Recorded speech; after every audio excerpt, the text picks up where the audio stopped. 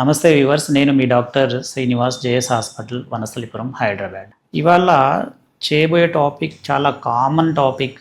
Osteoporosis అంటే bone బలహీనపడడానికి మనము ఏ హ్యాబిట్స్ ఉండడం వల్ల మనకు ఎక్కువ బలహీనపడతాయి, లేదంటే వాటిని ఎలా స్ట్రాంగ్ చేసుకోవాలి అనేది మనము ఇవాళ చేయబోయేది.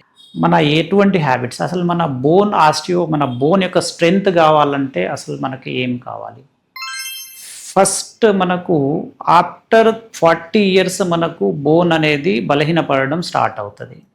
కాకపోతే ఫస్ట్ 40 ఇయర్స్లో మనము ఈ బోన్ బలానికి ఏం కావాలో మనము ఇక్కడ ఫస్ట్ 30 ఇయర్స్లోనే మనము చూసుకోవాలన్నమాట. 30 to 40 ఇయర్స్లో మనం ఫస్ట్ హ్యాబిట్స్ ఏమేమి ఉండాలి అంటే, ఫస్ట్ హై ప్రోటీన్ డైట్స్ అనేది ఫస్ట్ 30 ఇయర్స్ టు 40 ఇయర్స్లో మనం తీసుకోవడానికి ప్రయత్నం చేయాలి. ఇక్కడ హై ప్రోటీన్ డైట్స్ అంటే మెయిన్ పప్పు ధాన్యాలకు సంబంధించింది తీసుకోవాలి, నట్స్ తీసుకోవాలి, డ్రై ఫ్రూట్స్, ఇవి హై ప్రోటీన్ డైట్స్ తీసుకోవడానికి ప్రయత్నం చేయాలి. అలాగే కాల్షియం అండ్ విటమిన్ డైట్ని మనము ప్రిఫర్ చేసుకోవాలి.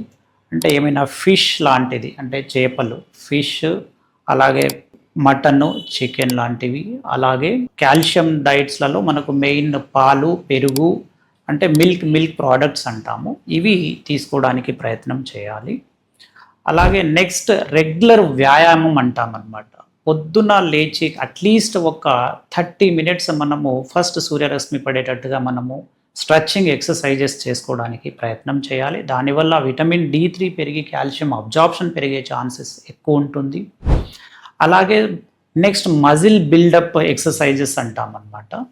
అలాగే మజిల్ బిల్డ్ అయితే ఆటోమేటికల్లీ బోన్ కూడా మనకు కాల్షియం పెరిగి బోన్ కూడా మనకు స్ట్రాంగ్ అవ్వడానికి అవకాశం ఎక్కువ ఉంటుంది. కాబట్టి ఇలాంటి వ్యాయామాలు చేయడానికి మనము ఫస్ట్ 30 to 40 ఇయర్స్ నుండే మనము ఇవన్నీ చేసుకోవడానికి ప్రయత్నం చేయాలి. అలాగే కొన్ని అలవాట్లు ఉంటాయి, చెడు అలవాట్లు లాంటిది. ఇప్పుడు జంక్ ఫుడ్ తినేది కానీ, లేకపోతే హై ఫ్యాటీ డైట్స్ అంటాం అన్నమాట.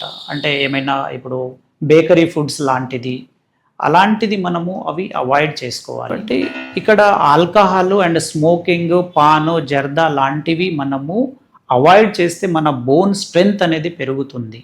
కాబట్టి మనము 40 ఇయర్స్ తర్వాత మన ఆస్టియోపోరోసిస్ అనేది చాలా మందిలో ఉంటుంది. మనమేమనుకుంటాము ఆస్టియోపోరోసిస్ మనకు అసలు తెలియదు, సిమ్టమ్స్ కూడా తెలియవు. మనకు సిమ్టమ్ తెలియకుండానే మనకు ఇది చాలా సైలెంట్ కిల్లర్లా మనకు ఇవి లోపల మనకు బోన్ని రిజార్ప్షన్ అంటాము, బోన్ లాస్, కాల్షియం లాస్ని పెంచుకుంటూ పోతూ చిన్నగా మనం చిన్న పని చేసి జస్ట్ చిన్న స్లిప్ అయి పడ్డాము అంటే ఫ్రాక్చర్ని పెంచే ఛాన్సెస్ ఎక్కువ ఉంటుంది అన్నమాట.